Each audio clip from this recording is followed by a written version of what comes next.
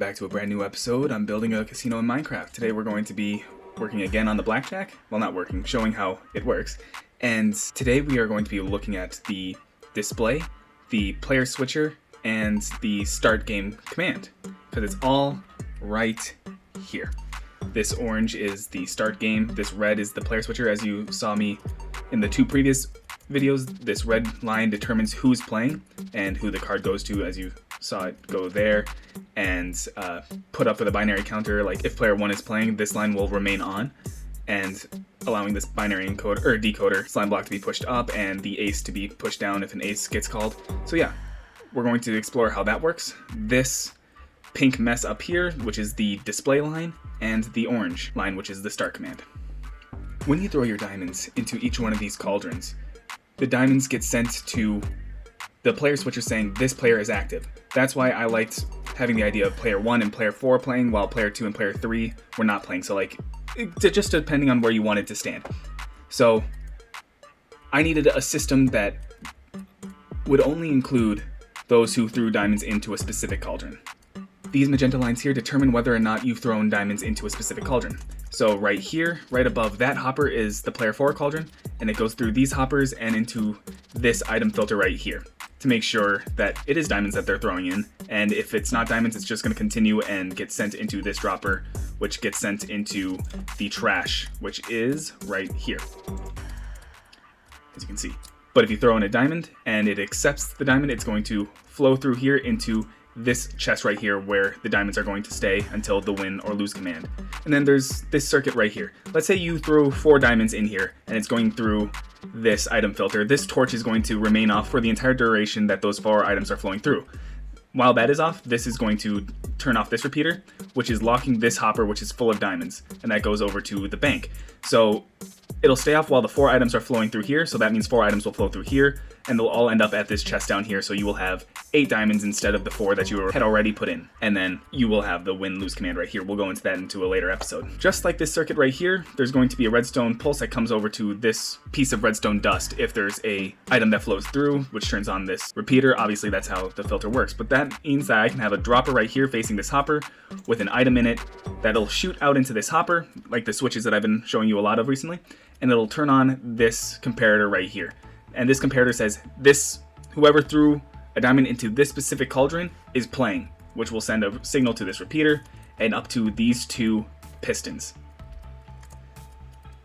And I'm going to show you a much more condensed version of what's going on in this redstone circuit right here. Right here we have 2 player selectors, just to condense all of this into a much easier visual.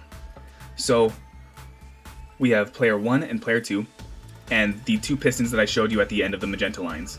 If one is powered, the other one will be off. As you can see with this one that I've hooked up, it is automatically, the default is set to the players not playing, which is this bottom line.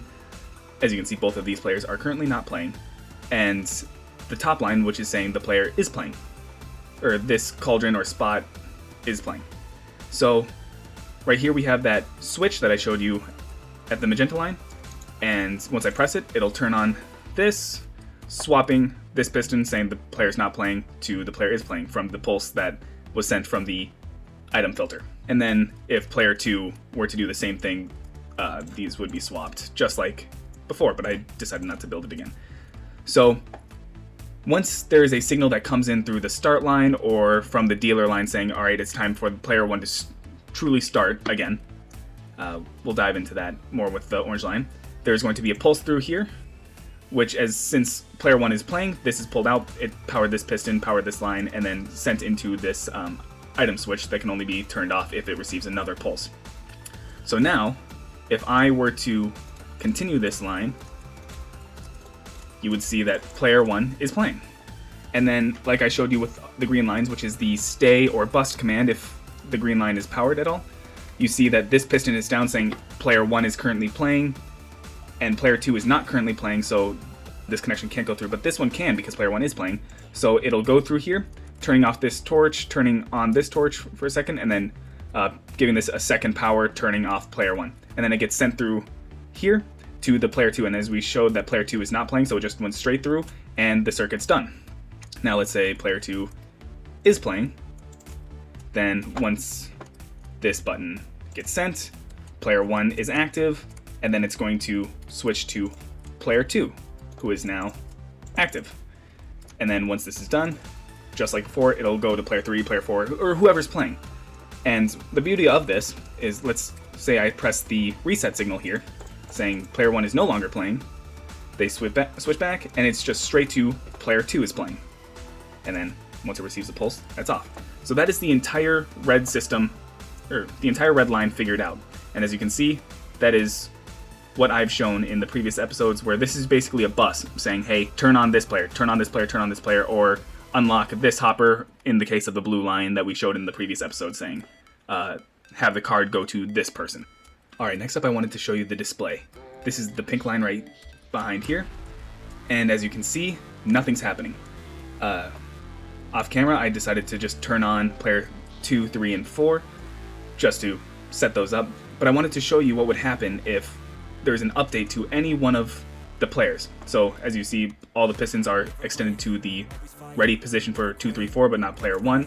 But you can see this observer, just like there's an observer for 2, 3, and 4, facing this piston right here, saying there is somebody who is ready. So like I said, if the top pistons are extended, that means that player is playing, and I just need to make sure that somebody is playing before something happens. So these observers detect if somebody is playing, and then it fires this dropper right here. So I'm going to simulate that where player 1 is now playing because it got the signal from the purple line, and it swaps this block, and that block is now off, saying it's not going to be skipped, it's going to be player 1 playing. As you can see right here, there's an R ready, and that is all done through this monster of spaghetti right here.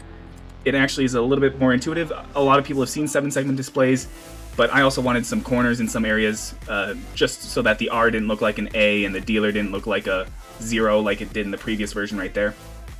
And it's done through this. As you saw, it was this dropper that had turned on, and this line is now active. This is the R line. So R needs, just like a regular 7-segment display, these 3, those 3, those 3, those 3, those 3, those 3. The only one that it doesn't need is this bottom rung right here, and it is represented in these bus lines right here. So it needs, let me sign these really quick so that you can see it better. Alright, that'll make it a lot easier to understand. Bottom left, top left, middle, top right, bottom. Obviously this is going to be flipped, so the player will see, even though that says bottom left, it'll be the bottom right for the players, what the player would see. So, but just for this example, we are looking at it from this side, so I decided to name it this way. So bottom left, as you can see, if you have a torch right here, that means this line will be powered on if that one is triggered, going down to this bottom left 3. And then, if you have the top, if you follow this line, it'll go up to the top 3. And then you have, let's just say the middle. This one goes straight to the middle. Pretty simple. And then, like I showed you previously, the R was on, so let's power this dropper, turning this on. As you can see, the R, it turns off this torch, all these torches, and as you can see, it creates the R. These 3 are on, these 3 are on, these 3 are on, these 3 are on, these 3 are on, and those 3 are on. But what's weird is these 2 are also on. Because of the dealer looking like a 0 on that one, I really wanted to add some corner pieces. So since the R is the far outside right here, I decided to pull off right there, and this torch tower leads up to right here, which is the top right corner. As you can see, something else goes to it. And then there's the middle corner right there, and goes down to the middle point right here. And then there is the bottom right corner, which is only for, I believe, B and D. So that's how it works. Now, there's going to be a signal that comes through here. And as you saw, these are the 2 lines that the pistons are on, saying if the player is not playing and the player is playing. I have all 4 playing for this demonstration. And so once this orange line gets powered, let's say through right here, it's monostable circuit just in case it's too long, it'll fire an item here, turning off the ready symbol. Now this is just for the beginning, because once player 1 is active, you're not going to need to see the ready symbol ever again until the game is completely reset. So it'll shoot an item, turning off this torch for the remainder of the game. And it'll also send a signal down here, which, as we saw earlier, We'll push this piston up, having the redstone hit here. If the player's not playing, it'll die there, but this one will be swapped and it'll go through. So let's demonstrate it right here, and we should see a 1 up there because 1 is playing. Now, you can see the 1. How that works is pretty simple. Player 1 is active, so this goes around through here, over here, up this sticky piston slime block tower, and through here. And 1 is just those 2 segments. So it has it in the top and the bottom of the left side here, right side player. Then, if player 2 wants to, or if it's player 2's turn, like I said, the green line will swap because it's the player stay bust signal, and I'll go into this orange line a bit later. So that'll receive a signal, making this change to a 2. And then we have 3, if I can get it right here. You saw that piston now swapped. There's a 3, then there's 4, and then it'll go to dealer, if I have it wired up. I don't think I do. Oh, I do. And as you can see, this is going across. I have this for a couple of situations where there's these hoppers right here with 1 item going through and it'll turn on. I have this hooked up permanently if the dealer is on, if the B or the C is on, like I told you earlier in the first episode since the demolition. The B is bust, the C is carry. While it's determining all of that, and while the dealer is on, and while the start signal, I believe, is also on, this will be running saying, hey, don't put items through, the system is working, doing all of its calculations. So it's pretty simple, just a couple of repeaters with the corresponding repeaters going through. And as you saw, let's see, dealer, I guess, is right here because it's on. Dealer doesn't have the middle. I do believe this is the middle. Yeah. So there's no torch here. Every single time you see a torch connected to a repeater, that means for that repeater line, or whoever's playing this line, it needs that segment. So as you can see, there's R for ready, player 1, player 2, player 3. Here's player 4. And we have the bust, the carry, and lastly we have the dealer. And here's the dealer's, don't need that there. Here's the dealer's switch right here. And that is how the display works. Alright, last but certainly not least is the orange line. As you see, I got rid of all the pink lines so that I can just navigate a lot easier and show this a little bit more easily. And it all starts over here. The start signal comes from a button press that one of the players pushes, and it turns on this line right here, hitting this redstone, turning on this switch.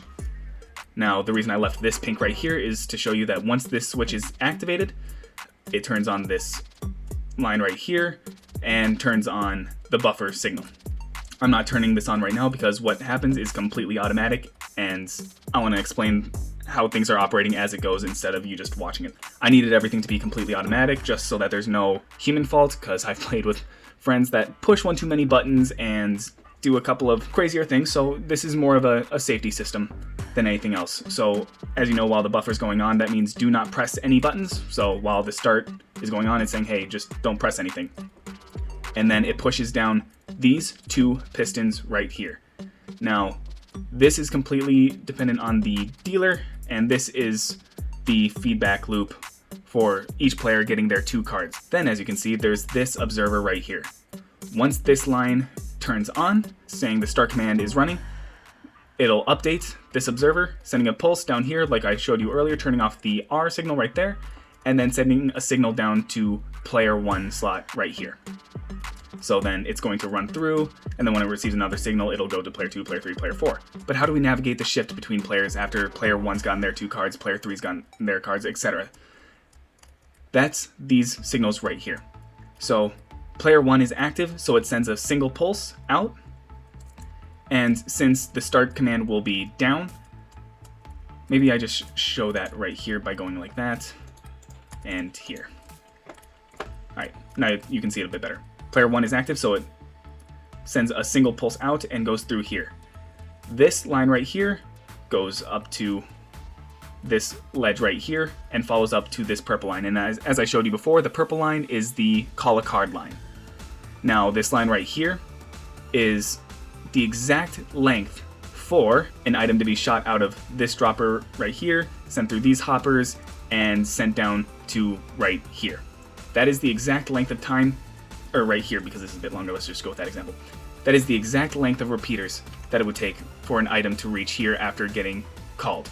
And I did that to prevent any race conditions, because let's say 7 was called, and then pretty much right after a 3 was called at the same time, it goes down here. Both of these would turn off at the same time, turning on like 1 and 2 at the same exact time, which means 3 points were not accounted for. So I needed to stop the race condition from happening, so I would wait until the item was down here before calling another card. So since this is the exact length of time needed to prevent a race condition, it calls another card. But as you can see, this also comes down here and follows this line right here. This goes all the way to the quote-unquote stay bust line, and there's going to be a repeater here so that it won't go this way, and it'll just go through here. So this right here, as you can see, I did the amount of time needed for the card to go through all the hoppers and then some. This and then some. This might be a bit long. I can probably shorten that down, and I will. Is so that it can be fed through. You saw in the previous episode the blue line hoppers to make sure that the card doesn't get locked in the hoppers that determine who the card's going to. This is just to make sure that that happens. And then it goes, and it's going to this green line, and if this is down, it'll turn off this, or if player 2 is active, everything will be up except for player 2's, and it'll turn off that. So it feeds this line, swapping with players. And then once it gets to the dealer, it's a completely different story, because as you can see, there's player 1, player 2, player 3, player 4. The dealer only gets 1 card. So how does that happen when it's the start condition? So here's the dealer right here. This goes to activate their dealer register. But here is the start command. As you can see, here's the monostable circuit to send a single pulse. Follows this track right here and into this repeater right here. As you saw right here, this feeds 2 pistons, that piston and that piston. This powers right here, only allowing 1 card to be sent through, and then it goes down to this right here, turning off the start command because now it goes back to player 1, and also it goes down here to turn off the dealer because right here, this actually continues down, so then it'll hit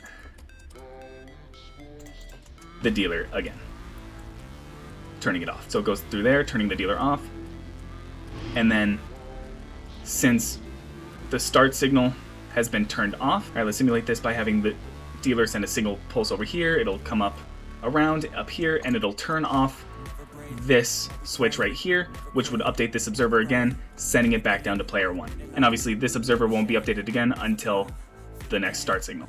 All right, now I'm going to show you the orange line in operation. I think I'm going to get rid of this pink line real quick, and then yeah, let's run it. All right, there we go. Now I'm going to simulate the start by pressing that button, which is also linked to the Blackjack room.